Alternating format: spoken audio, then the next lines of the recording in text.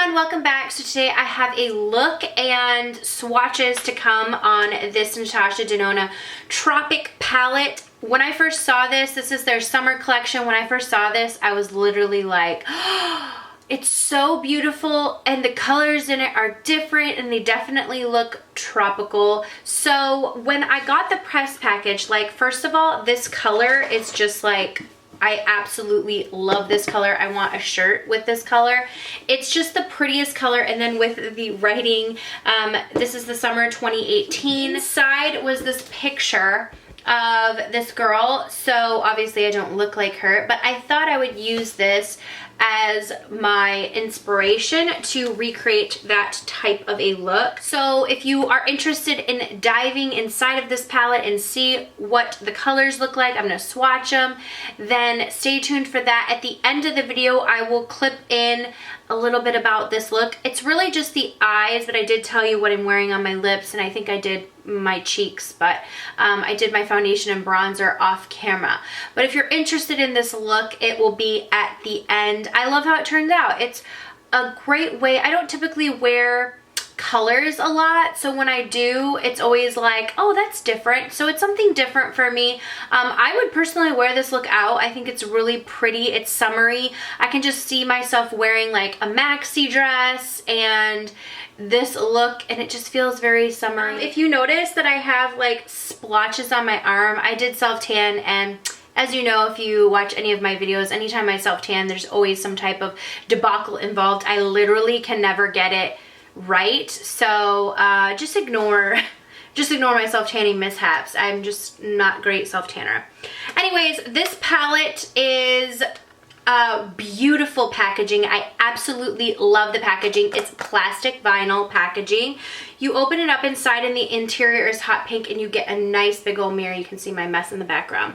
So first rattle out of the box, what I notice is there are some beautiful, bright, summery colors in this palette, but there's also going to be some nudes and peachies and more wearable. So these two rows are very everyday wearable, peachy, beautiful colors, and then you have the option to add in these pops of colors down here. So you can create an everyday look, and then you can add these in when you want to, even a lower lash line pop. If this is not a look that you're that comfortable with, you don't have to do something like that. You could just do this aqua color on the lower lash line. There's this really beautiful blue. All the names of the colors in this palette are just so, I just love the names. Peach Puff, Sangria, Fake Tan, Cocoa, Sahara, Nudist, Vintage Taupe, Pastel Melon, Gusti, Limoncello, Mint Frost, Exotic, Laguna, Tiger Lily, and Xena. I think that the names, the packaging, it's so beautiful. I love the aesthetic of this. So let's just get into some of the shades in this look right here. I didn't use too many shades. I really only used 4. So I stuck with this Vintage Taupe shade. I used the Mint Frost, the Laguna, and then I put a little bit of this Limoncello color in my inner corners. So I love, love, love the way that these shadows blend. I'm a huge fan of Natasha Denona eyeshadows. I feel like the mattes blend beautifully. The shimmery frosty colors apply gorgeous. So like I said, at the end of this video, I will show you how I did this look on my face if you are interested in seeing them apply to the eyes. I know sometimes it's hard when someone's just swatching a color, so that's why I like to incorporate some type of look in the video. But let's just go ahead, and I am going to swatch these by rows just so you can get an idea of the colors. Okay, so this first row right here, and boom, we gotta get that one right there. So that is the first row of eyeshadows. I love all the neutrals. This is like beautiful, like peachy color. My self tan. Beautiful peachy colors, and then some like camely taupe and a dark brown. But that dark brown honestly is the deepest, darkest brown in the palette, and it's not really that dark.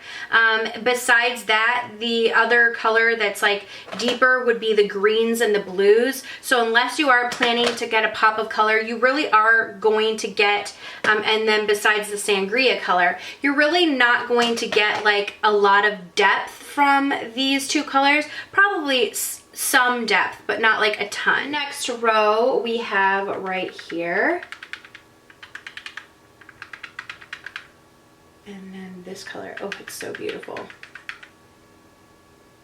Here are what those colors look like. This limoncello color is so beautiful.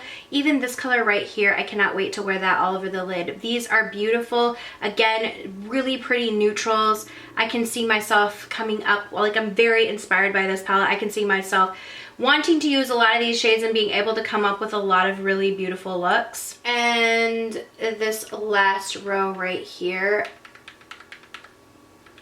this blue color is beautiful, and it's hard to get that color to be a nice consistent application, and I found it was. Look at the pigmentation on these. So there's the last row. This one applied beautiful to the eyes. I do see it's a little bit patchy right here on the swatch, and this one was a little bit hard to build up. That was 2 swatches back and forth. This one, I mean, such smooth application just as upon swatching. I will say, like I said, this one may not have swatched like great right there, but it applied really nice and blended out really nicely on the eyes. I love that they included these brighter shades, even this beautiful purple shade. This shade is everything. I just love it.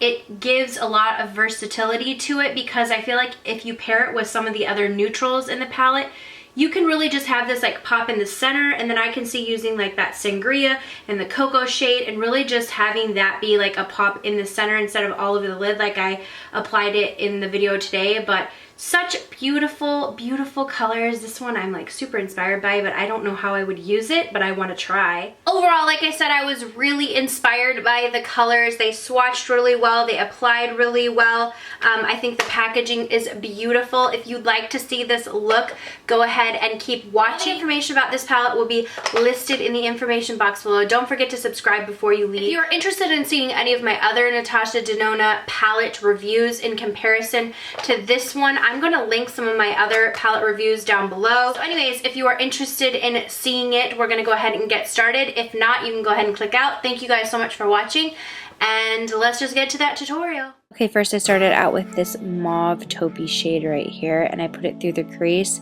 As you can see, these shades build up really, really beautifully. I just put a little bit at a time and built that color up as a transition, but it's so pigmented and beautiful, and it just layered really well. Then I wanted to go in with the blue shades because I figured if I was going to use this palette, I was going to do something different than I always did, and I didn't want to stick with just the top 2 rows, which is probably more my comfort zone. This blue shade is super duper pigmented. You have to go a little tiny tap at a time, so I just kind of put a tap on my brush, put that through the crease to kind of get a little bit of that blue in the transition, and then I decided to darken it up. As you can see how pigmented it is, I went with a little bit more, started on the outer corner, and then just kind of tried to fade that in because I knew I was going to go in with the frosty mint shade on top. So I just kind of was building and playing with this color and just a little bit at a time building it up. So now I'm going on with this Minty Frost shade, and I always find that these shades apply really nicely with the finger. This is a dry application. It's not wet. You could probably get it even more intense if you got it wet, but I find just using a dry finger works perfectly. Then I went back in with that matte Laguna color, and I put it through the crease again just to kind of build it up and smooth everything out. Going in with this limoncello color for my highlight, I kind of just barely tapped that because you don't really need a lot, but I just wanted something on my brow bone. I went in with a Makeup Forever black liner to tightline my upper and lower, and then I went in with this M Cosmetics liquid liner. These lashes are Unisyn from ESQUIDO in the style Heart and Soul. I don't know how I feel about them.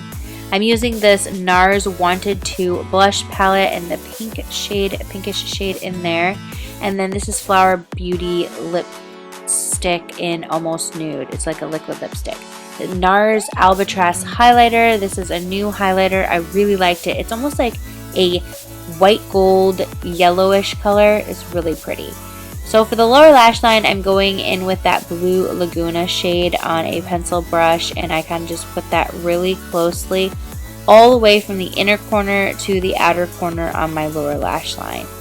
And I love the pop of blue on the lower lash line, but I knew I wanted to also take this into the inner corner, which is something that I don't do with a color shade this dark. So I took that frosty color that's all over the lid and put the aqua shade and put that all the way in my inner corners, which, like I said, I usually do just the limoncello color would be the only thing I did, but I wanted to do color in the inner corner, like the picture that I was sort of had used as my inspiration. So then I put that limoncello color on top to just kind of brighten it up a little bit more, and that finishes up the look. Thank you guys so much for watching, and I will see you all in the next video.